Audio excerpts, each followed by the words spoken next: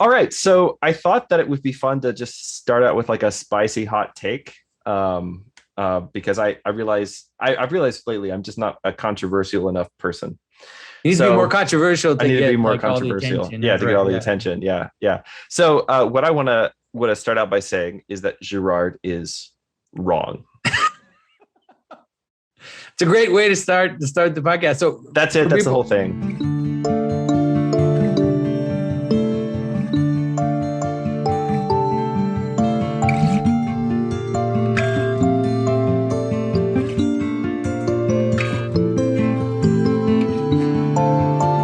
this is Jonathan Peugeot.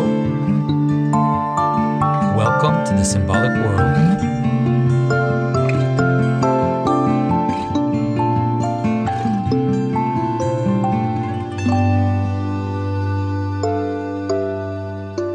So hello, everybody. We are back here with Richard Rohlin for one more episode of our Universal History series, and we are getting very close to Holy Week as the Orthodox. And so Richard had a great idea of looking at the different services during Holy Week, leading up to the entombment of Christ, and how it also relates to the ritual that we talked about in terms of the marriage between the king and the city, and how this all comes together in the symbolism of Holy Week. So I don't even know what he's going to say. So I'm as curious as anybody to find out. So Richard, thanks for coming along again. I'm glad to be here, and I plan to say a lot of weird things that will get you comments on YouTube. So That's right. That's my plan. That's great. Yeah. All right. So I thought that it would be fun to just start out with like a spicy hot take, because I've realized lately I'm just not a controversial enough person. It needs to be more controversial to I need to get be more like all the controversial, attention. yeah, That's to get right. all the Yeah. attention, yeah, yeah. So what I want to start out by saying is that Girard is wrong. It's a great way to start the podcast. So That's it. That's the whole thing. All right. So Great for show, people who everyone. don't Yeah. know what he's referring to, so Richard is referring to René Girard, who is an anthropologist who explored the theme of sacrifice and how sacrifice is all based ultimately on human sacrifice, and that human sacrifice is the basis of unity in terms of civilization. That at least was at the outset the need to find a scapegoat to put all the evils of a group into the scapegoat, to kill the scapegoat, and in a kind of moment of ecstasy and violence to find the unity that had been kind of falling apart as all our different idiosyncrasies started to manifest. And it's all related to the notion of mimetic desire, which is the problem of everybody desiring the same things, but there is also being a lack of resources or lack of possibility for everyone to have the things they desire. And so by creating the scapegoat mechanism was a way to restart the process and to avoid it going out of control and moving into like carnage and massive breakdown of society. Yeah. So why is he wrong, Richard? So the reason he's wrong is very simply, murder is not the basis of culture. Marriage is. All right. So I'm again, that's a little bit of a spicy hot take, but for me, Girard is very much like somebody like Joseph Campbell, who famously wrote The Hero's Journey, which is like a certain way of understanding mythology. But of course, for Campbell, it's the only way to understand mythology. And a lot of times what I find is when somebody really gets plugged into Girard or really plugged into Campbell for the very first time, then it's like they have a hammer and everything looks like a nail. Mm-hmm. And they try to explain all the stories that they encounter by means of that thing, yeah. Right? So I don't know. I have to say, I'm curious to see what you're going to say, because to me, the theory that Girard brings about works very well with the idea that Cain is the founder of civilization, and so that his founding of the city is based on murder, and you see that also in the Roman founding as well, and in other cultures. But I would think that it would be something like murder moving towards marriage or something like that. Oh no, that I would agree. I would be okay with that. I would agree with that. Yeah. So actually, I was going to start out by talking about the founding of Rome. All right, which will be a great way to help us understand Holy Week. So let's get into it. So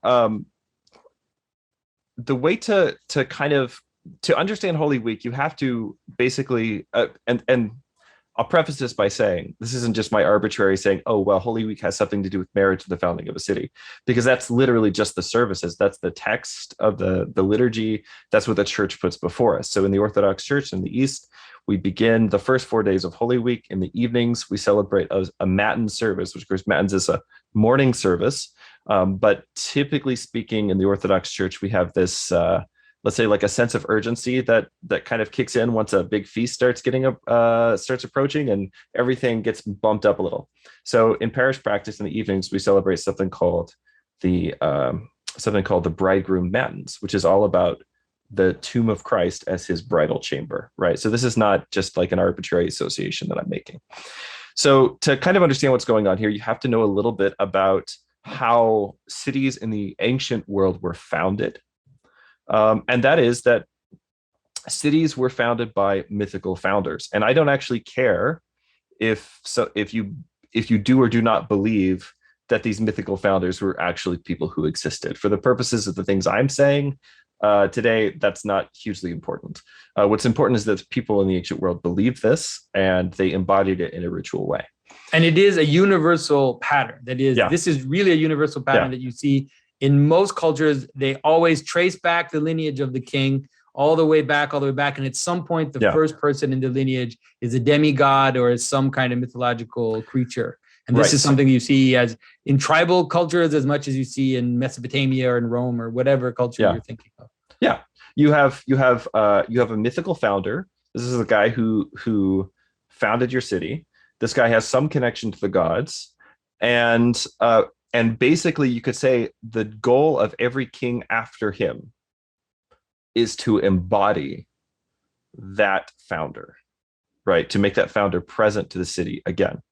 So there's a historian who wrote a ton of stuff about this, and he says he was looking at Greece and Italy in this sort of the city-state period. I know that typically speaking, we think of like Greece and we think of democracy, we think of Italy, we think of the Roman Republic or the Roman Empire, but there's this period before all of that when there weren't empires, there were just these city-states, and each city-state was ruled over by a king. And he says that a well-known fact in the history of Greece proves in a striking manner that in the beginning, the kingly office belonged to the man who set up the hearth or the altar of the city. So this is really important. The basis for kingship in the ancient world is priesthood. And if for a lot of people, especially if you're from an evangelical background, maybe you don't know a ton about kingship in the ancient world, and so most of your experience of what kingship in the ancient world means comes from reading the Old Testament, right? Which is the series of ancient texts which the most people have read, right? The thing about that, though, is that the kingship of ancient Israel and Judah was atypical in a lot of ways, or at least the kingship of Judah was atypical in a lot of ways. The kingship of Israel after the kingdoms were divided was actually super typical in a bunch of ways. But the original basis of kingship was that the king was the priest. He was the high priest of the people. He was the one who was supposed to mediate between the people and the gods. And we actually see one version of this in scripture, which is Melchizedek. Yeah. And Melchizedek is both a priest and a king. And you see that, of course, those powers get separated, and for good reason in history.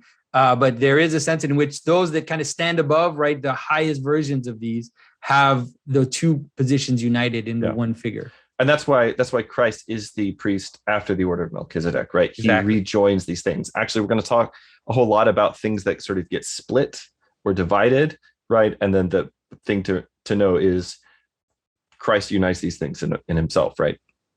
Even these different mythographical patterns or patterns that we're talking about, even things like the hero's journey and Girard's scapegoat theory and these things like this, those theories are incomplete in and of themselves because they don't explain everything, and they don't fit, you could say, all the information that we have. But then you can also see how if you go to the story of Christ, you should find those in the story of Christ. Like every pattern that's a real pattern is in the story of Christ.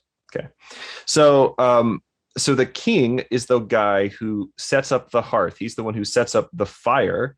And here's a nice little bit of etymology, which I think you'll enjoy, Jonathan. He's the one who sets up the focus for the city, where the Latin word focus comes from a really ancient Indo-European root that has to do with a lot of our words for light, like photon or photo, or come from that same ancient Indo-European root. But the word focus in Latin means the hearth. Yeah. Means like the family hearth or the temple hearth. In other words, a focus is an altar. Yeah, and you can understand that at least in that circumstance, it makes sense because the hearth was actually a fire. So you can imagine like in your house or in a space, that is where most of the light would come from, would be from the center. So light would actually move out from the center into the periphery of the space. And so it's really like a cosmic image to kind of to understand it that way. Right. And hearths are also always altars in the ancient world. This is the other thing people have to remember, like your family hearth, like the fireplace in your family that from which warmth comes and therefore life, right? In the cold European winter. That's also where your food is cooked, all these different things. That hearth is also an altar, and you have your family gods there. Mm-hmm. So if you read the Aeneid, which we talked about before, I think in our very first Universal History video together. If you read the Aeneid, what's the whole thing that Aeneas is trying to do? He's trying to take the household gods from Troy, his household gods from Troy, and he's trying to bring them to this new place that the gods have established for him, which is going to be Italy. And of course, Aeneas founds the city of Alba Longa. And it's from Alba Longa that eventually the founders of Rome will come, which we'll talk about here in just a second. So the ritual crowning of a new king is basically, you could say, it's supposed to be a repeat of this first founding. It's supposed to be a ritual marriage between the king and his city.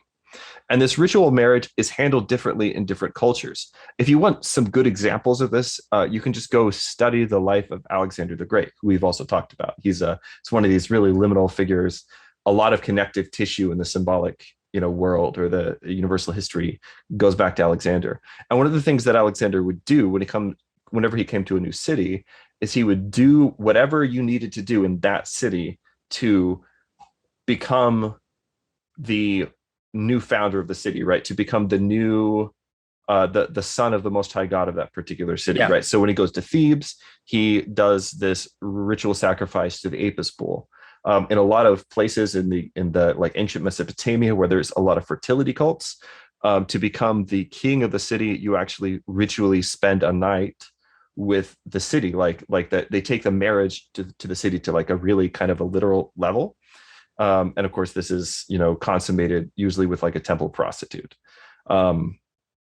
Is that in Alexander's story? Did they talk about that? I don't think that comes up in Alexander's story specifically, but a lot of Canaanite cities, and like if you look at rituals for crowning like kings of Babylon and things like that, that is very much there. So yeah. So what I'm just trying to say is like there are a lot of different examples in Alexander's story of how do you go somewhere and become the king of a city. You also become the son of the gods, and you also become you ritually re-embody the founder of the city. And this is something, by the way, Caesar Augustus, who probably we should do just a video on him at some point if we're going to do. Of course. Yeah, because he's so important to universal history, right? But this is something he's really conscious of. And so this is, part of why he commissions the Aeneid, right?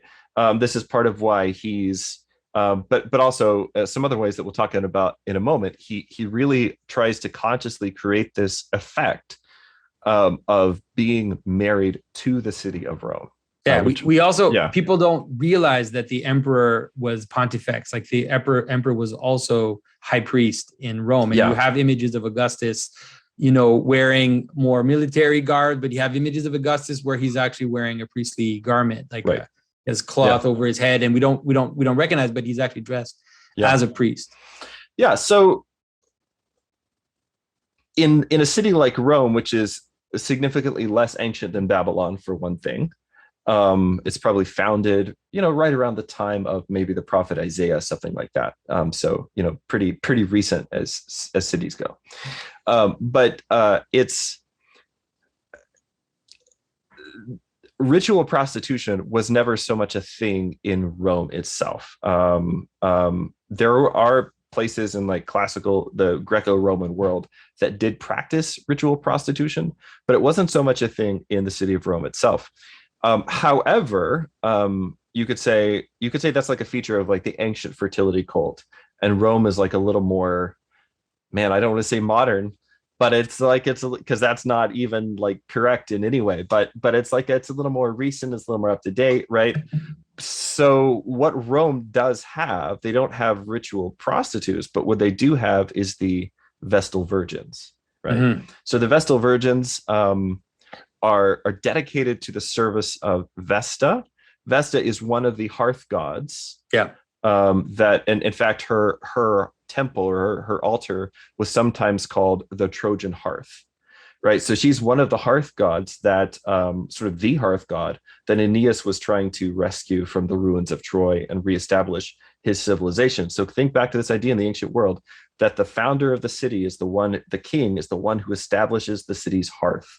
Yeah. Right. And of course, you could say if the hearth, like the literal fireplace in your home, if that's your hearth and that's your altar, the city's hearth is the altar where everybody comes to worship. So the Vestal Virgins are basically, they're the priestesses. They're usually, at one point there were 2, and then I think later there were like 6. But they're the ones who are given the specific task of tending the hearth fires at the Temple of Vesta, which are never supposed to be allowed to go out. Right. And actually the cult of Vesta is pretty much the last pagan religion in Rome to be abolished. People held on to it, I think, a lot longer than they did basically any of the other gods after the conversion to Christianity. I think it's because it was linked to the very existence of the city. Right. Yeah. Some people said, well, if the hearth fires ever go out, then Rome will fall. Right. So you have these Vestal Virgins, and the important thing to sort of know is that Rhea, she was a Vestal Virgin of Alba Longa. She's the mother of Romulus and Remus. Mm-hmm. So the story is that she was, obviously as a Vestal Virgin, the 2 important words there are Vestal and Virgin. So if you're a Vestal Virgin and you suddenly become pregnant, they had all kinds of creative ways of killing you. Actually, and genuinely creative ways, because in ancient Rome, even if a Vestal Virgin defiled herself, you were still not allowed to like harm her in any way. So they had to come up with these special rules for how would you bury a Vestal Virgin alive, because then you're not harming her. She just stops breathing. She's going to die underground. Yeah. But side note, I once wrote for school, this is why you should homeschool, is because I once wrote a whole paper on methods of execution in the ancient world. So this stuff is always jangling around in my head somewhere. But so they had these 2 laws. One is normally they would execute somebody by strangling in ancient Rome. So they couldn't do that because she was a Vestal Virgin, but they couldn't bury her alive because there were laws against burying someone alive within the precincts of the city of Rome. Mm-hmm. And this is tied to a lot of other things that we probably don't have time to talk about today. But typically speaking, when you were building a new building, there's an extremely ancient practice of like you bury a slave for its foundations, and the Romans didn't like that. And so they said, well, we can't bury somebody alive. So what they did is they built an underground little house. And they put like 2 or 3 days worth of food and water in there, and then they put the Vestal in there, and then they just sealed it. Yeah, they sealed it, and so they weren't burying her alive, and they didn't kill her. She just died of starvation, which is not a great way to go. It's great. Super. Yeah. So Romans, everybody. All right. So Rhea. So Rhea is the Vestal Virgin of Alba Longa. She's raped by Mars, and so she has to run away. She's raped by the god Mars, and she becomes pregnant. People find out she's pregnant. She has to run away, or they'll kill her. They'll kill her. And then, of course, she goes out into the wilderness and has her children, Romulus and Remus. And so the founder, I just want to kind of point this out, and I don't want to point this out there's no way for me to point this out with giving some people heebie-jeebies. But the founder of Rome is both the son of a virgin, sort of, and also the son of a god. Yeah. Right. Although obviously he's not virginally born. And there is also, to give the Girard folks their due here, there's also a murder of the son of a virgin and the son of a god that is a part of the founding myth of Rome. Right. So Yeah, for those who don't know, I'm sure everybody knows who's watching this, but Romulus kills Remus in order to found the city. Yeah. If you don't, like, what have you been? Why are you watching even our podcast if you don't know that? Yeah. Like, what rock or Vestal Virgin in tomb have you been living under? Yeah, if you don't know that. So new Roman kings, when a new Roman king was made, and the Romans did have kings for a long time, when a new Roman king was made, he would be brought through the gate of the city up to the city's high place, the Capitoline Hill. And of course, the highest point of ancient cities is always where they would put the temple, right? Yeah. And the marriage would be consummated between the king and the city of Rome. The marriage would be consummated on the Capitoline Hill. And different cultures have different ways of doing this. The way they would do it is they would seat the king in a chair, and then they would basically stand there and wait, and there would be an augur there, and they would wait for the gods to show by flashes of lightning or certain bird flight patterns, various things like this. I'm not an augur, so I just you can't read and the marriage would be consummated when the gods gave their assent. In other words, the gods are presiding over the marriage, and they give their assent, and then the marriage takes place. And this caused a kind of a relationship where, even though it was like a totally platonic or like totally celibate thing, where the king was sort of, you could say, ritually married to the Vestal Virgins, right? So the Vestal Virgins, they embody, and the Vestal Virgins are really important to understanding how Rome thinks of herself, which is sort of as the, well, gosh darn it, as sort of the unwedded bride, right? Because the Vestal, the whole thing going on with Vesta is that she's this virginal goddess, but also somehow she's a mother, right? She's the mother who's never been violated. That's how Rome thought of herself, right? So she thought of herself as like a mother to the other cities and the lands that she conquers, but also one who had never been wedded, one who had never sort of been taken as a bride. Right. Never been conquered by never been conquered. Yeah, exactly. And so when the kings are driven out and abolished, when the Tarquins are driven out of Rome, what they do is they take all of these things that in every single ancient culture sort of naturally manifested in the king, and they split those up and they break those things apart, right? And so one of those roles is of the high priest, the Pontifex Maximus. But they still did a very similar ritual to this, for instance, whenever they would make a new consul, and a lot of Roman historians talk about this. When Caesar Augustus, when he becomes what he becomes, right? What he basically does is to take all these little titles, all these little manifestations of the city's authority, and actually to bring them back together and kind of reunite them into a single person. So one of the ways that he does this is that there was this law that the Pontifex Maximus has to reside in a publicly owned house. In other words, if you're the high priest, you have to live in a house that the city owns, not in your own. The point is, you're not supposed to be accumulating wealth and power to yourself, right? You're supposed to be just operating on behalf of the city.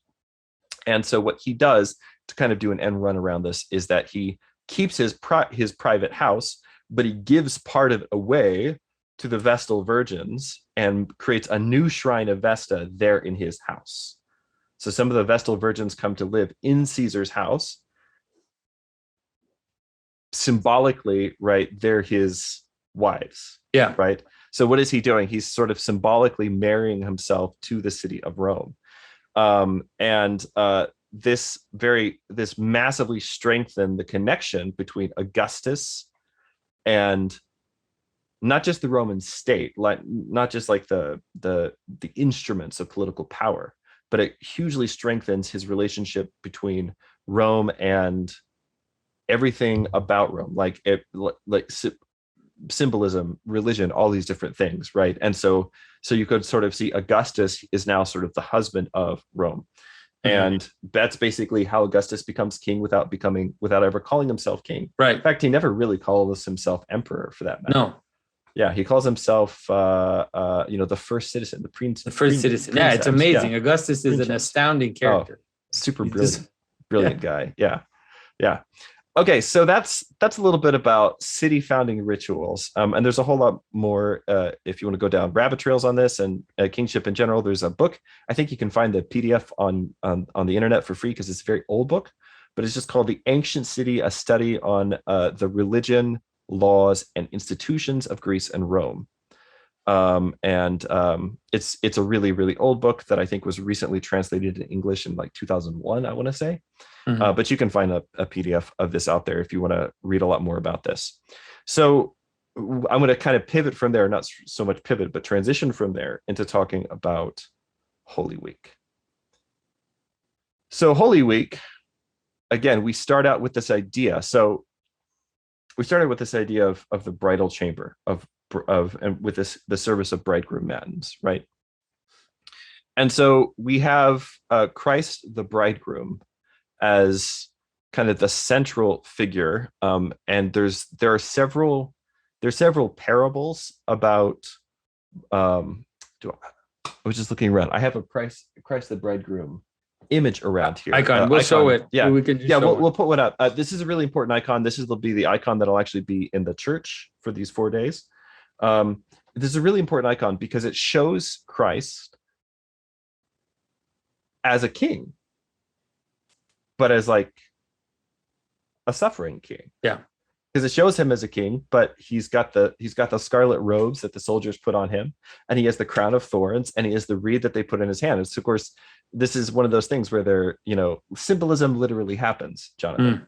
Yeah, of course. Where like they're doing these things to him to mock him, but actually what they're doing is revealing him for who he is, right? Yeah. And so, but if you think about that narrative, the basic narrative of the city founding myth, the king comes to the city.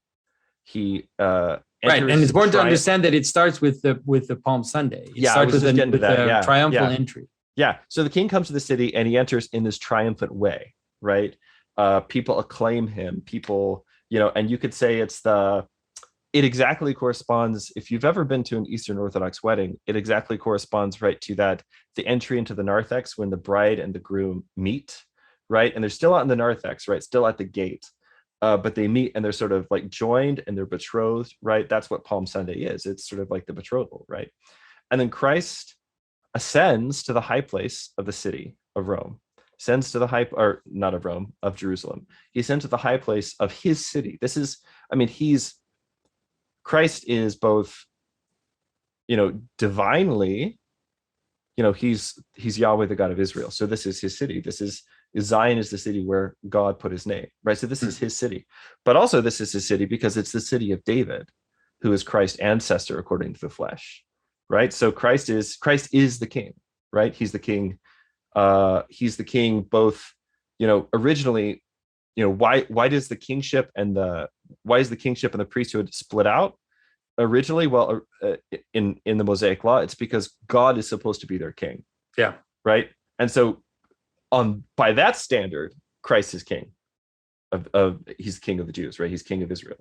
But then by the kind of the new Davidic, the relatively speaking new institution of kingship in Israel, right? The Davidic kingship, Christ is king. So this is his city. He comes as king and people know it. People acknowledge him. Hosanna to the Son of David, right? So he comes up to the high place in the Synoptic Gospels, Matthew, Mark, and Luke. What we see is that after his triumphal entry, as he comes up to the high place, the holy place, the mountain of God, the temple in the midst of the city, he comes up there, but what does he find? He finds it's become corrupt. He finds that it has become, it's supposed to be a house of prayer, but you've turned it into a den of thieves, right? And this is when he drives the money changers out of the temple in the Synoptic Gospels. It's right after his triumphal entry. So the thing that's supposed to happen, if you're kind of following this ancient blueprint, is that Christ would ascend and he would consummate his relationship with the city in the temple, right? And you could say this would be something like going into the temple and offering a sacrifice, or as God going to the temple and accepting worship, right? Accepting sacrifice. And what he does instead is to drive the money changers out. Right? But in a way, he also restores the heart. Like he's restoring the center. He's he's cleaning it out, like he's removing the ash and he's making it like pristine again, you could say. Yes, but this is also like the basis of now the Jews are like, okay, we really do have to kill him this time, right? So this is like the basis, you could say. It's always when you hit somebody's pocketbook, right? This is the basis of the final rejection of the Jewish people, the Jewish religious leaders, the priestly class. Mm-hmm. This is the basis of their final rejection of Christ, so much so that they are willing to do what has to be done to kill him. Mm-hmm. So Christ goes out of the city immediately after purging the temple. He leaves the city of Jerusalem. And just as kind of a very interesting note, there's not a single time in the Gospels that I've ever been able to find, and Petitza talks about this in his book as well, that Christ spends the night in the city of Jerusalem as an adult. Mm-hmm. Never happens. And so he doesn't consummate his relationship. He cleanses it. So you could say he restores it to its virginal state. Yeah. Right. But then he doesn't consummate the relationship. He goes outside of the city and he stays the night. He usually spends the night in Bethany. In fact, most of the time when Jesus is in Jerusalem, he's like teaching or preaching in Jerusalem during the day, but then he's going back to Bethany, to Lazarus's house. Yeah. And that's where he stays. So what you see is this city founding ritual that is sort of like aborted. It sort of goes wrong. And the thing that it culminates in is, you could say, a murder leading to a marriage. Okay. Mm-hmm. The thing that it culminates in is what? His bridal chamber outside the city, outside the walls of Jerusalem. And his bridal chamber is the tomb. Right. And so this is the way that the church presents it to us and encourages us to think about it, is of Christ's burial in the tomb, among other things, right, is his entry into his bridal chamber, where he consummates his relationship not with the physical city of Jerusalem, but with his new city, which is the city of God, the heavenly Jerusalem, mm-hmm. which is the church. And you could say that's like the core idea of Holy Week. Yeah. And if you start to think about it, it's always like every story that is related to Christ, it always just smashes so many things. If you start to think about the relationship, between this murder, this sacrifice that happens, and how it's outside the city. And then also when Christ dies, it says that the veil of the temple is ripped. And so he goes, his bride chamber is the tomb, and it's at the same time, the Holy of Holies at the same time. So he actually goes, it's like he fills up, goes all the way up and all the way down at the same time. Because, when he's on the cross, he says, right, tomorrow you will be with me in paradise, which is a weird thing to say, because he's going to spend some time in the tomb there. But there's a mystery happening where he both, in, like you said, consummates his actual kingship and priesthood in going into the Holy of Holies and into the Garden of Eden, but then also reaches the bottom of the world and kind of makes the whole world his kingdom, you could say. So here's and when you mentioned the tearing of the veil, this made me think about this. Here's one that I've been kind of pondering over the last couple of weeks as we're coming up on, and I think as we're recording this, Western Christians are already in their Holy Week. Yeah. But as we're coming up on Holy Week, so something I've been thinking about is on Holy Monday, the scripture readings and the liturgical service focuses our attention on Joseph, the patriarch, right? And this, Technicolor Joseph, right? My brother was in a production a couple of years ago of the Joseph and the Amazing Technicolor Dreamcoat, yeah. which was awesome. It was a lot of fun, but so Joseph has all of this, mm-hmm. right? And of course, the story of Joseph is the story of Christ, right? Yeah, very much. Betrayed by his brethren, right? But something I've never really noticed before, right, is this: Joseph goes into the house of Potiphar, right? And he's there in the house of Potiphar, and then he, who does seem to have like some kind of a priestly role, right? And so he goes. But he's a eunuch, which is weird. Yeah. So he goes to the house of. Is Potiphar a eunuch? I think so. I don't think. No, he's not. Okay, maybe I'm wrong. Well, I don't think so. To fact check that. Yeah, that could explain why his wife was trying to get with Joseph, I guess. But anyway, I'm sorry. All right. It's okay. So you got Joseph. He goes in the house of Potiphar, who is this priestly individual, and while he's in the house of Potiphar, right, the wife of Potiphar tries to seduce him, right? And so there's a consummation that is supposed to happen, or not supposed to happen, but there's a the consummation that should happen, right, is between Potiphar and his wife. But there's something impure in the relationship, right? There's something missing, there's something off. Yeah. So what does Joseph do? Joseph flees, and when he flees, his veil, his garment is torn, right? Torn from him in this case. But just kind of thinking about the symbolic resonance between that and Christ coming to the high place, coming to the temple, but it's impure because the people of God have become whores. They've prostituted themselves out, right? They're serving mammon, right? And so Christ leaves, and when he leaves, what happens? His garments are torn, but also like the veil of the temple is torn, kind of showing, among other things, God's not there, he's over here. But so there's a lot of really interesting resonance, I think, more than I think I initially realized. Even growing up as a little kid, you can read the story of Joseph and be like, oh, this is obviously a type of Christ. But I think, and there's also a way in which there's a surprising idea that I see in the story of Joseph, obviously, that in the story of Christ, is that there's a manner in which this transaction, which happens, is a way to save the Egyptians first. And so it's like you change those people that are in, even like if you read St. Gregory of Nyssa, Egyptians are images of this world of death, of this world of animality, this world of the stranger. St. Gregory talks about the relationship between the Egyptian and circumcision, and like killing the Egyptian has to do with circumcision. Like all of this imagery is very strong. And so there's a sense in which Christ goes, there's a transaction which happens because the Jewish representatives sell him to Rome so that they can kill him, and then they kill him, because obviously the Jews don't kill Jesus directly, the Romans physically do, and then he goes into death, and there's something about that which is related to him becoming the king of the Romans. Well, and that's the thing I kind of wanted to point out. I mean, the whole basic idea of universal history is the way that is the stories that we tell about ourselves as cultures, as cities, things like this, the ways that they are sort of caught up into the kingdom of God. And even all the stuff we're talking about with Romulus and Remus and the Vestal Virgins and Augustus and all this stuff, like there's a cringy internet fedora wearing atheist read on all of this, which is like, oh, see, Christianity is just like a bad collage of all this other stuff. But if you really understand what's going on, what you can see is again, if there's a true pattern, you'll find it in the story of Christ. Right. There's no pattern that's true that's not there in his story.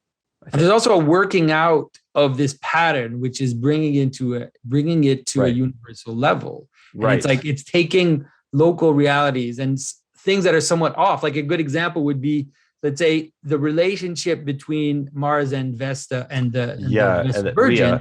And Rhea, there's something which is pointing towards Christ, but which is off, and we know it's off because obviously she's still, if she's raped by God, she's not a virgin. And so there's something that, and she has to, there's something that doesn't make any sense. And so in the story of Christ, the best of that story gets taken in there and then gets solved. Like the problem gets solved in terms of the relationship between God and virginity, and how that brings about the true Son of God ultimately.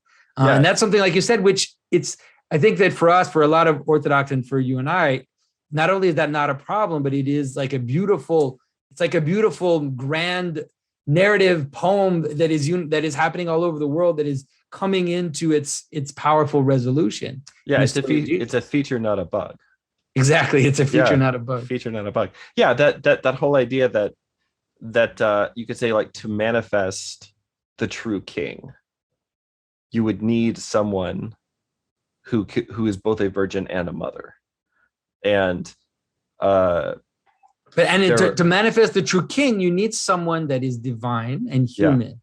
And the way it's presented in all the ancient stories, it's like a weird hybrid. He ends up being a strange hybrid, and so there's something off about the character always, and it's always like someone's married and then the god comes and takes them, or it's always like a rape of some kind. It's like an imposition of the god on reality, which brings about. And so that's why civilization itself has violence at its core. I mean, Remus and Romulus are the sons of Mars, and there's a reason why Rome has such blood on its hands. Like, and that blood is not only there, but it's glorified. It's part of its story. There's a sense in which its conquering nature is so prevalent, and so that gets transformed with Christ into something which is far more powerful, and then, like I said, way more universal, because it brings the story to its resolution and avoids the trappings of the other versions. Yeah. So Tuesday, the focus, and maybe this ties into that. I don't know. I'm still kind of mulling over this one, so maybe you can help me understand it. The focus for Tuesday, the gospel reading, is about the barren fig tree, right? Christ goes to the fig tree. And the thing is, he comes to the fig tree, and it even tells us in the text that this is not the right time for figs, right? But he comes to the fig tree and he finds it fruitless, and so he curses it, right? And then the fig tree withers. To me, this has mostly to do with the removing of garments. Yeah. This is what's going on. It's like Christ is going back into, one of the things Christ is doing, he's doing many things. One of the things he's doing is he's going back into the temple, going back into paradise. So as he goes back into paradise, he removes the fig garment. He removes the garments of fig leaves, and that's the cursing of the fig tree. St. Ephraim the Syrian says it that way. Like, he sees the cursing of the fig tree as the removal of the fig garments. I'd forgotten that. So that goes really well then with a couple of things. One is obviously the focus on the previous day is Joseph losing his garment to Potiphar's wife, right? Which is another way that garment of skin is being removed. And then also the focus of Bridegroom Matins is this idea that I'm not ready for the wedding, right? I'm not ready for the bridal chamber. Why? Because I have no wedding garment, right? And so there's also a you could say an acknowledgement. The whole purpose of the Holy Week services for the first 4 days, starting Sunday evening, the whole focus of the Holy Week services is to sort of reveal our nakedness, right? To acknowledge our own nakedness before God, right? And also remember that in the entry into Jerusalem, there's also removal of garments. People remove their garments, their outer garments, and put them under Christ as he walks into the city. So all this idea of removing garments and finding glorious garments is something which is preparing itself. If you understand what baptism looks like in the Orthodox tradition and how it works, you can understand that all of this is coming together. Right. And of course, that angle is all headed towards Holy Saturday, which is the traditional day for the baptism of catechumens in the Orthodox Church. Obviously, nowadays we do it on different days, but originally Holy Saturday, that's kind of the day. Yeah. So the next day, the focus on a Holy Tuesday evening is the focus on Tuesday, Holy Tuesday. The focus is on the entry into the temple and the cleansing of the temple, which we've talked about. Right. And of course, you could say like trade itself is a garment of skin for a culture, right? That's why we're always talking about the economy, right? This kind of money, trade, things like this, things that aren't really generative, right? Trade doesn't actually create things; it just moves them around. This is why, among other things, lending out money at interest is associated with sodomy in, for instance, Dante's Divine Comedy, right? Because neither they're punished in the same circle of hell, because neither one of them are generative, right? And then this brings this focus sort of culminates on Holy Tuesday evening when we read the parable of the 10 virgins. And of course, this is the whole idea of getting ready for the wedding. Yeah. And then Holy Wednesday evening, we focus on the betrayal of Christ by Judas, which I'd be interested to. There's a lot going on with Judas, right? Like it's one of the main one of the main images in Christianity, right, is Christ's betrayal by Judas. Of course, it's one of the main things. There are multiple Psalms that prophesy this, prefigure this, right? And you've got Judas.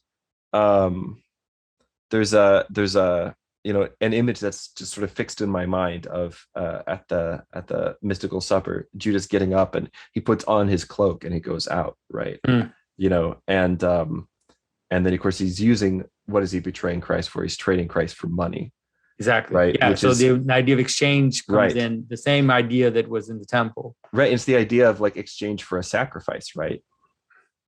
So yeah. So all of this stuff is coming, and it's kind of obviously this is going to culminate in the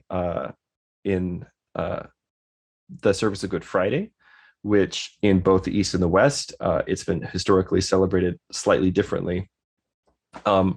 By the way, I just want to say one thing, but I'm not going to explain it. But it's okay. I've talked about this in other videos. I think I talked about it before, but there's a removal of clothing at the time of Judas's betrayal as well, because who is supposedly Saint Mark, which is not named, as he was running away from the Mount of Olives, his garment gets removed and he runs down the hill naked, basically. What a weird little detail to what a very strange little in your detail, gospel, Saint Mark.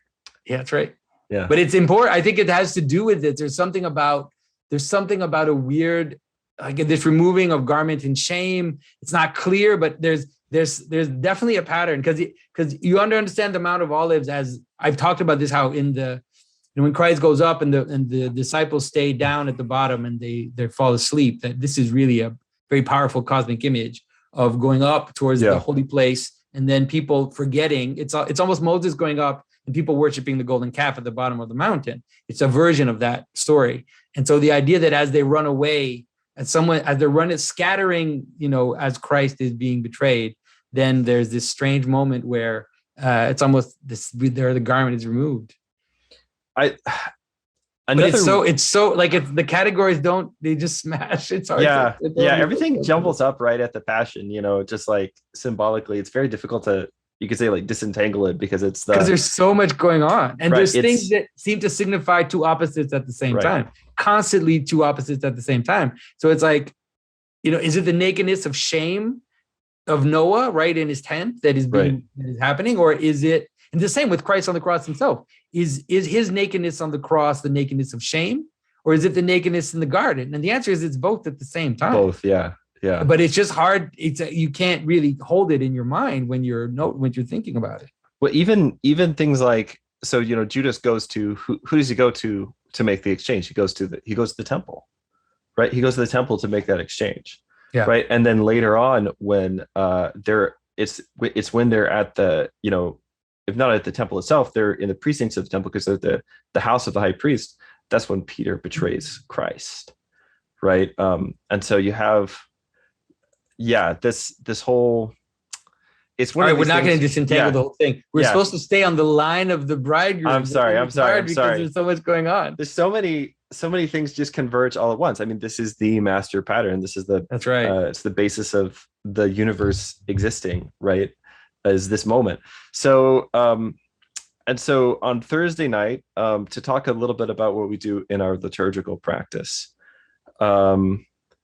On Thursday evening, what we do is we do this beautiful service called the 12 Gospels in the Orthodox Church, and I think that they do the foot washing in the Maundy Thursday in some Western practices. Depends on I don't. But that's the night that I think that's the night that it happens. I think, or no, isn't it the same night as the betrayal? No, it's on Thursday. I think it's on Thursday, but we didn't actually do any of that stuff when I was a Protestant at the church that I was in. We had an Easter service, but that was it. Mm-hmm. And so the only liturgical tradition I've spent enough time to really form me in any way is obviously been in the Eastern Orthodox Church, though I've studied a lot, and I'm about various different ways that this is done.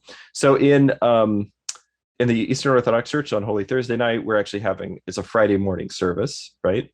And what we do is we read the entire Passion Gospel account from all four Gospels. This is a pretty long service. It takes quite a while, and it's interspersed with some really beautiful hymnography. That is, a lot of it is from the perspective of the Virgin, which is not incidental to what we're talking about today, right? Much of that hymnography and the hymnography of Holy Week in general is sort of walking along with her as she's watching her son, right? Where he's the bridegroom whose bride rejected him, right? And then she's the unwedded bride, right? And so there's just a lot of really beautiful interplay between them in those hymns, and I always find those hymns to be the most moving and beautiful part of Holy Week for me. Yeah. So at the end of this, we do this thing, and it's a Holy Friday thing in both the East and the West in medieval times. We do this thing, keeping in mind that for us Thursday night is at that point Friday morning. We do something called creeping to the cross. That's what it was called in England. This is one of the main things that the reformers were trying to do away with.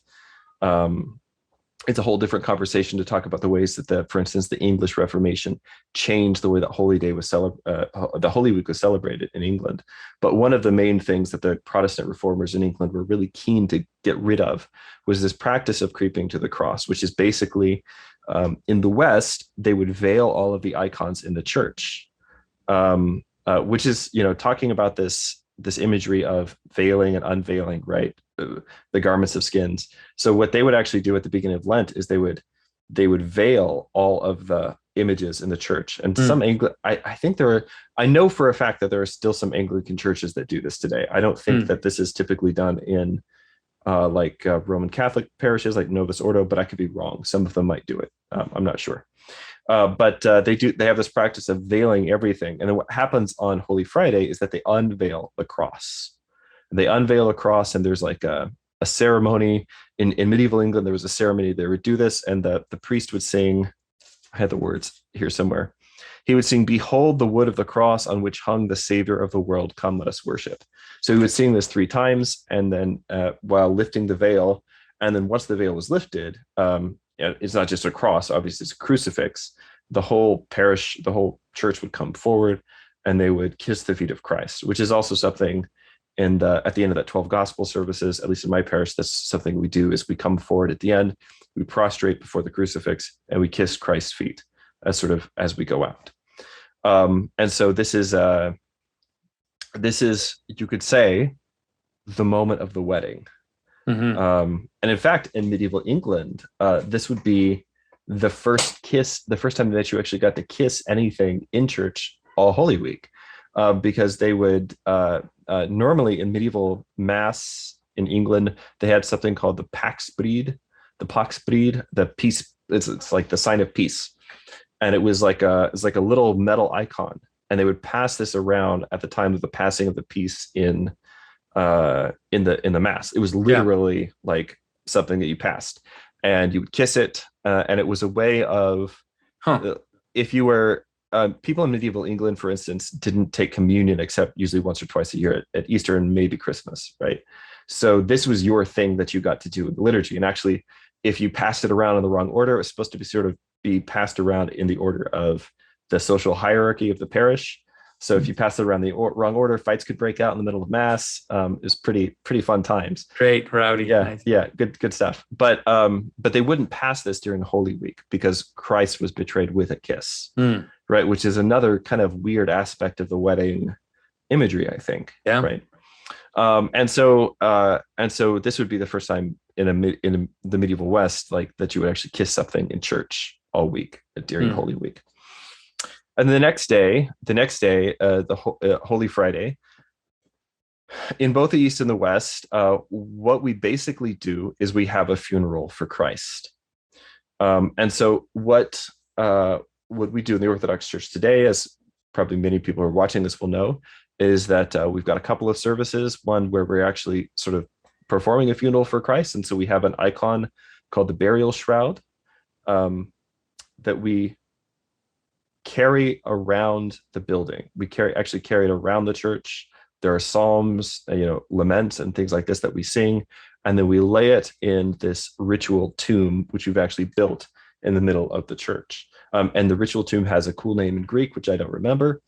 But they actually had this in the West as well. So in medieval England, they would either build a temporary sepulcher in the middle of the church, just like we usually do in our parish practice, or if you had a well-appointed parish in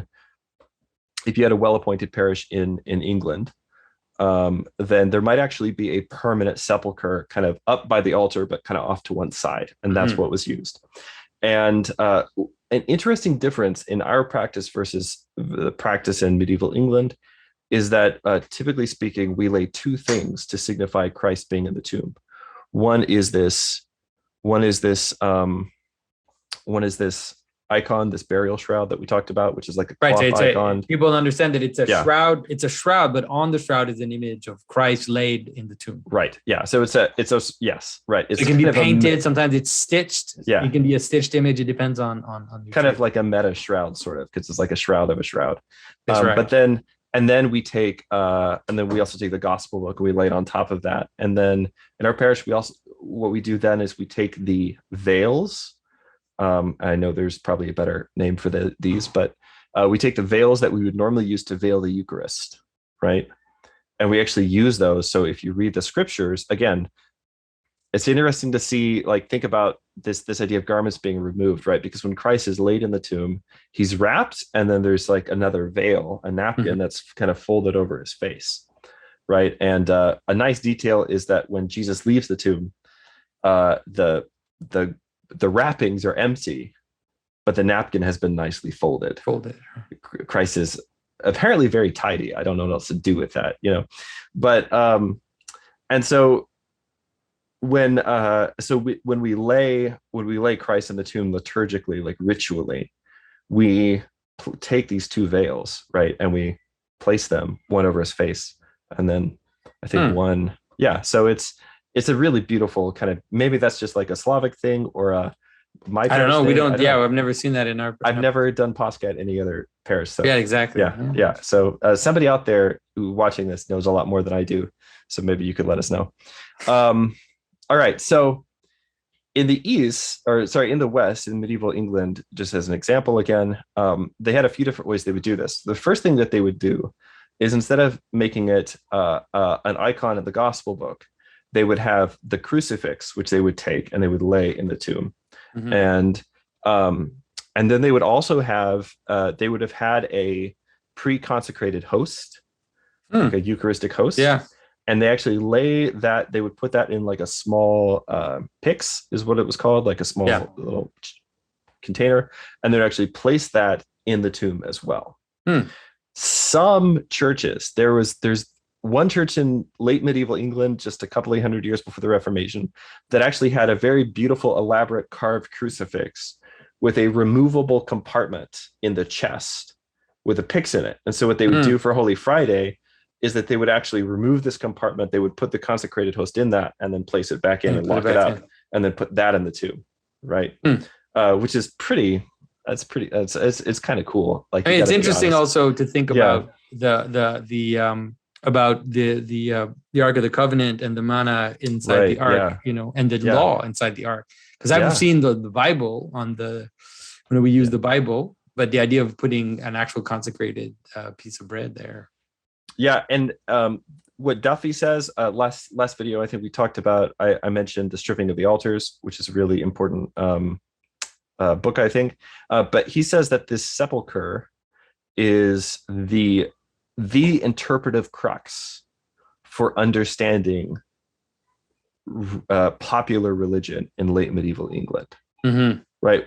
The purpose of this sepulcher was to focus, obviously, the symbolic focus of Holy Week, Christ's cross and passion and all this, but also to reinforce the doctrine of the Eucharist, which was really was already, even before the Reformation in England, coming under fire dramatically by people like the Lollards, who, these are people who would go into churches, they would steal pyxes, and then they would take the host and they would trample on it or defile it in some other way, right? In a public way, to show, I don't believe that there's anything here, right? Yeah.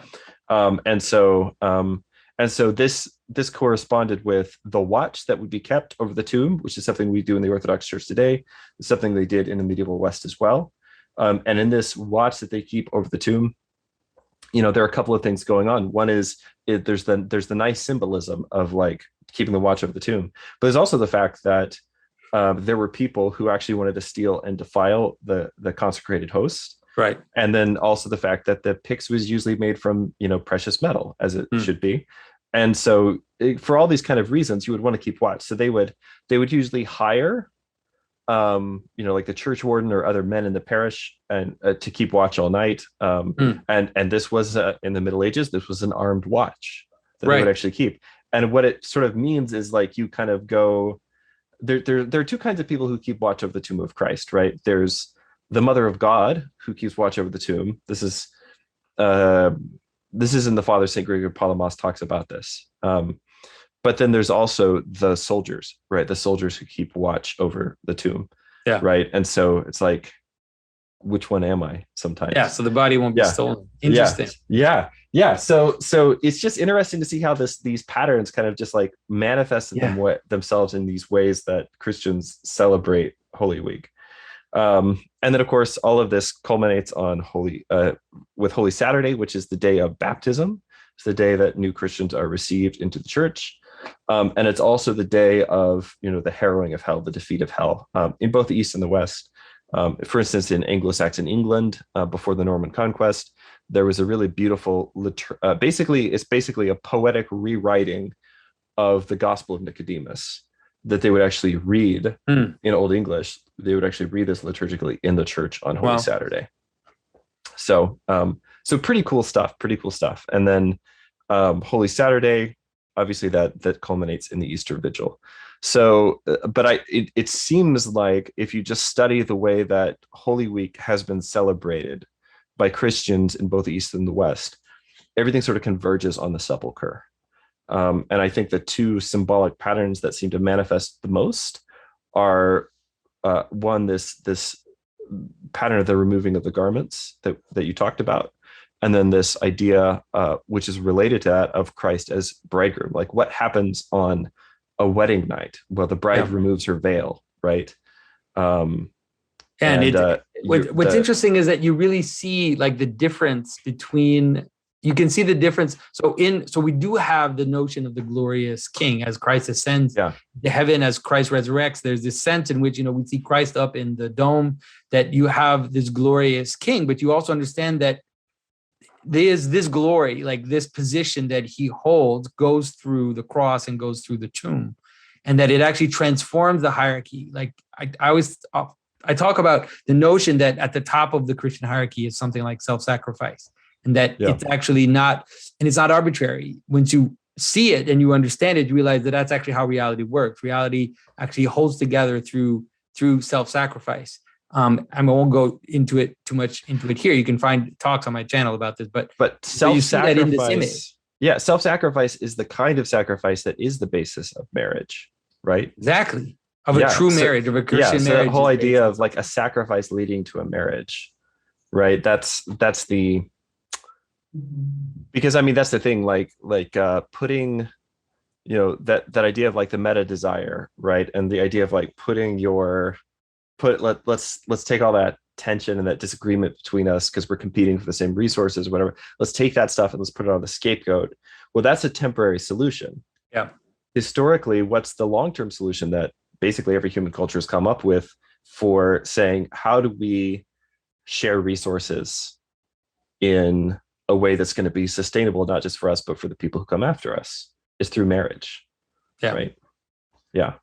Yeah. And then you see this whole image of the parents, or the parents that give their attention, their love to their children, and then don't see their children as competition. They see there's a different relationship of giving and love. It's very different. So you can understand how it's a different image of how reality holds together. One which is still based on sacrifice, rather than, because you can see, like, even in terms of a family, you can understand how, and you've seen it, because sadly you see families like that, where a black sheep in the family is useful, in order to cohere the family. Like, around that one point, everything is that person's fault, and so then you're able to cohere. But that this is, like you said, it's temporary, and it's always leading to some kind of some kind of revenge at some, at some future time, but that the true nature of a bond of love, which brings about self-sacrifice,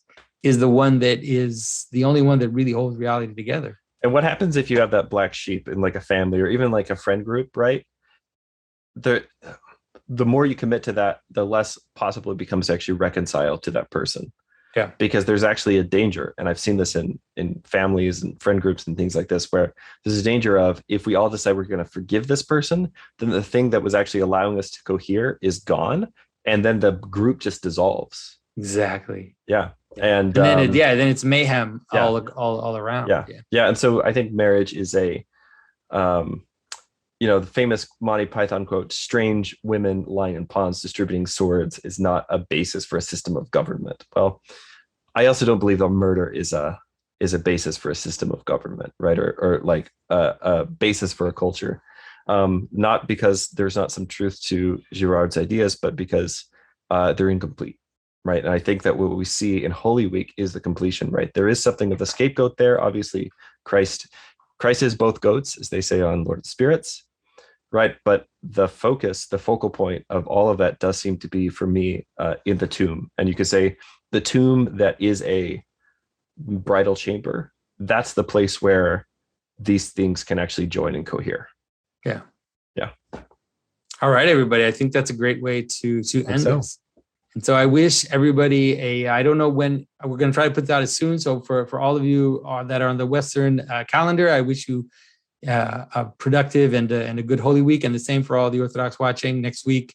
There's still just, it's almost, there's just a little time left. And I know Lent has been hard for a lot of people, including me and including Richard this year.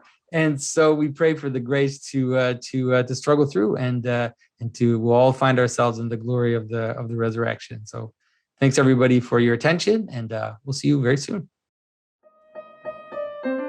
This episode is part of a series of discussions I've had with Richard Rohlin on universal history. You can find a list of all these episodes on my YouTube channel, or you can find them also in my podcast stream from the Symbolic World on your different podcast platforms. Make sure to check out Richard's second podcast, which he hosts in collaboration with Father Andrew Damick, called Amun Sul, which looks at the relationship between Tolkien and Orthodoxy. This podcast has also inspired in me some ideas for creating some images, whether it be the king under the mountain, whether it be the Grail, or beautiful Ethiopian traditions.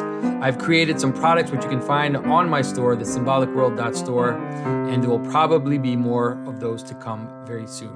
So stay tuned. This conversation is ongoing, and there is still very much to explore in the universal history.